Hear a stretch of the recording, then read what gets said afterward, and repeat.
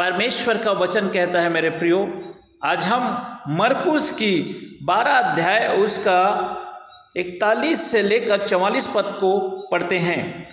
वह मंदिर के भंडार के सामने बैठकर देख रहा था कि लोग मंदिर के भंडार में किस प्रकार पैसा डालते हैं, और बहुत से धनवानों ने बहुत कुछ डाला। इतने में एक कंगाल विधवा ने आकर 2 दमड़ियाँ जो एक अधेले के बराबर होती है डाली।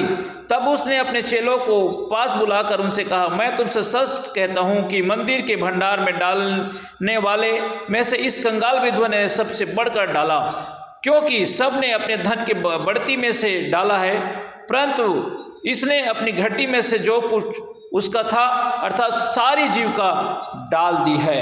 इस बात से मेरे प्रियो प्रभु यीशु मसीह कहता है कि एक दान के विषय में एक बात करता है। प्रभु कहता है दान के विषय में कहता है कि अगर कोई व्यक्ति अपने भरे भंडार से या बढ़ती में से कोई भी चीज़ को वो डालता है पवित्र भवन में, तो वो कुछ नहीं डालता। लेकिन एक कंगाल विधवा औरत ने 2 दमड़ी डाला और जीविका के सारी चीज़ें जो उसकी घटती में से उन्होंने डाला परमेश्वर के राज्य के लिए, वो सबसे पहले परमेश्वर के राज्य में लिखा जाएगा। मेरे प्रियो, परमेश्वर के राज्य के लिए भेंट देना एक बहुत ही ज़्यादा जरूरी होता है, जो परमेश्वर की ग्रहण योग्य भेंट हो। हमें याद होना चाहिए वो भेंट जब कैन और हाबिल के समय में जब हुआ था, तो कैन ने भेंट देने से परमेश्वर को इनकार किया था और हाबिल ने परमेश्वर को भेंट दिया था।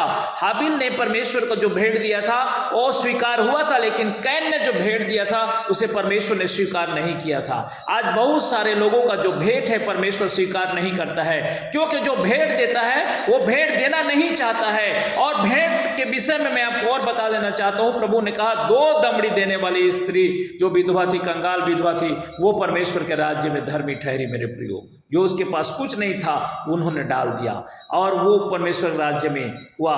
यहाँ पर बड़े बड़े भंडार भरे हुए जो लोग हैं वो परमेश्वर के राज्य में भेंट देना नहीं चाहते हैं। मेरे प्रियो, मैं जानता हूं कि परमेश्वर के राज्य में भेंट देना ये शैतान रोकता है। जिसे हन्ना और सफीरा को रोका, वो परमेश्वर के चरणों में वो सारे संपत्ति को डाल देना चाहता था हन्ना और सफीरा ने।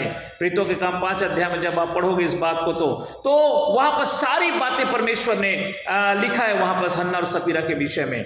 लेकिन मेरे प्रियो, भेंट देने के लिए शैतान रोकता है और लोग रुक जाते हैं और भेंट नहीं दे पाते परमेश्वर के राज्य में। परमेश्वर के राज्य के लिए भेंट देना, और जिस प्रकार अपने खेत में जब आप बीज बोते हैं और एक बीज बहुत सारे फलों को लेके आता है, उसी प्रकार परमेश्वर के राज्य में के लिए जो भेंट देता है तो उसके परिवारों के लिए परमेश्वर राज्य के लिए भेंट के द्वारा वो पूरी तरह से अन्न की और धन की और सारे जीवन की व्यवस्था करता है। मेरे प्रियो, प्रभु ये वचन कहता है, जब सारपत नगर के विधवा के घर में एलिया गया और उसके यहाँ एक कुप्पी तेल के और एक थोड़ा सा मैदा के सिवा कुछ नहीं था, क्योंकि उस जगह में अकाल पड़ी हुई थी। सारपत नगर के विधवा के यहाँ एलिया जाता है और एलिया कहता है मुझे पानी पिलाता है और कहता है कि तू जा रही है तो थोड़ा सा रोटी भी ले आना। और रोटी जब बनाने के लिए जाता है, उसका बेटा कहता है इतना ही तेल बचा हुआ है, इतना ही मैदा बचा हुआ है, हम इसे खाएंगे और